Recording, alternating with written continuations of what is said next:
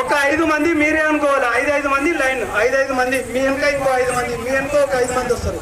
ఇట్లయితే ఇది సరైన పద్ధతి కాదు మనకు. ఇది బాబు లైటింగ్ కొద్దిగా ఎన్నికి రానమ్మా. డీజే ముందర లైటింగ్ ఉంది, ఆ లైటింగ్ ఎన్నికి రాయాలి బాబు.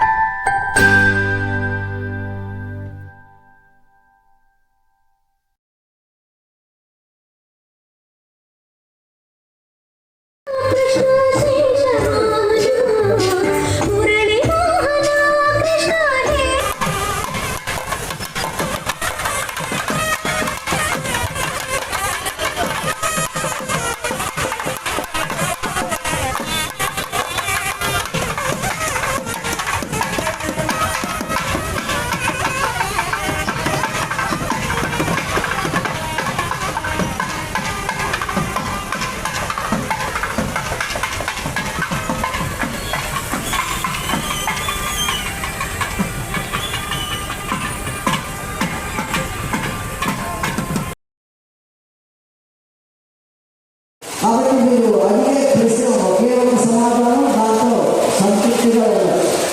ఏదైనా ఇబ్బంది ఉంటే చెప్పడం జరుగుతుంది. ఈ రోజు మధ్యాహ్నం నేను చాలా ఫ్రీ అవుతాను. స్వామికి దగ్గర పూజలోనే కదా ఫ్రీ అవ్వడం నాకు సంబంధం లేదు. ఒక గణపతి పూజ మాత్రమే నేను ఉంటాను. యాగశాల ప్రవేశం వరకే ఉంటాను.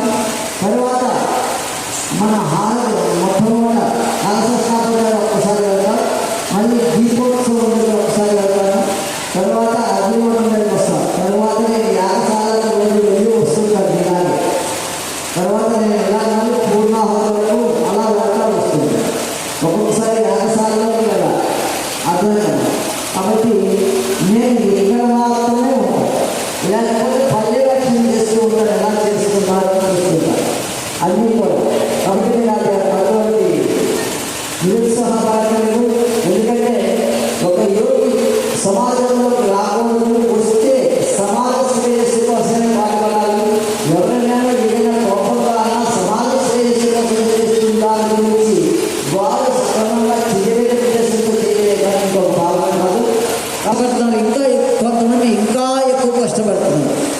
అలాగే రేపటి నుంచి అందరం బాగా కష్టపడదాం, ఈ యాగాన్ని చాలా అద్భుతంగా చేద్దాం. ఎక్కడి నుంచో వచ్చినటువంటి ఋత్విక్వర్యులు అంటే వేద బ్రాహ్మణులు ఎవరైతే ఉంటారో వాళ్ళందరికీ కూడా తగినటువంటి అకామిడేషన్ అంటే వసతి ఉండాలి. ఇక్కడ ఎవరి దగ్గరైనా ఇల్లులు ఖాళీగా ఉంటే దగ్గర ఉన్న వాళ్ళంటే చెయ్యొద్దండి. ఒక రూమ్ ఇచ్చినా వాటిని స్వీకరిస్తారు.